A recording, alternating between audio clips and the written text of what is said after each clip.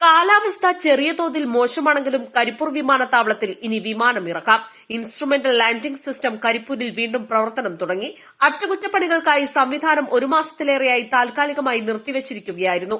ഡൽഹിയിൽ നിന്നെത്തിയ beach craft calibration വിമാനം നടത്തിയ പരിശോധന വിജയകരമായതോടെയാണ് ILS പ്രവർത്തിച്ചു തുടങ്ങിയത്. റൺവേയുടെ പടിഞ്ഞാറ് ഭാഗത്തുള്ള ILS ആണ് ഓഫാക്കിയിരുന്നത്. ILSന്റെ ഭാഗമായ ഗ്ലൈഡ് പാത്തിന് മുന്നിൽ 75,000 ചതുരശ്ര അടി വിസ്തൃതിയിൽ നിലം കോൺക്രീറ്റ് ചെയ്ത പൂട്ടുകട്ട സ്ഥാപിച്ചിട്ടുണ്ട്. ഗ്ലൈഡ് പാത്തിൽ പ്രധാനപ്പെട്ട അറ്റകുറ്റപ്പണി പൂർത്തിയാക്കുകയും പുതിയ DME യൂണിറ്റ് സ്ഥാപിക്കുകയും ചെയ്തു. വിമാനത്താവള അതോറിറ്റിയുടെ ഡൽഹിയിലെ റേഡിയോ കൺസ്ട്രക്ഷൻ ആൻഡ് ഡെവലപ്മെന്റ് യൂണിറ്റാണ് DME സ്ഥാപിച്ചത്. ഗ്ലൈഡ് പാത്തിന് മുൻപിൽ പുല്ലുകൾ വളർന്നതിനാലും നിലം ചെരിഞ്ഞു കിടന്നതിനാലും ILSൽ നിന്നുള്ള വിവരങ്ങളിൽ നേരിയ വ്യതിയാനമുണ്ടായിരുന്നു. പുല്ല് വളരാതിരിക്കാനും നിലം നിരപ്പായിരിക്കാനുമാണ് പൂട്ടുകട്ട വിരിച്ചത്. ഡൽഹിയിൽ നിന്ന് ഫ്ലൈറ്റ് ഇൻസ്പെക്ഷൻ യൂണിറ്റിലെ കാലിബ്രേഷൻ വിമാനമെത്തി വിവിധ പരിശോധനകൾ പൂർത്തിയാക്കിയ ശേഷമാണ് ILS ഓൺ ചെയ്തത്.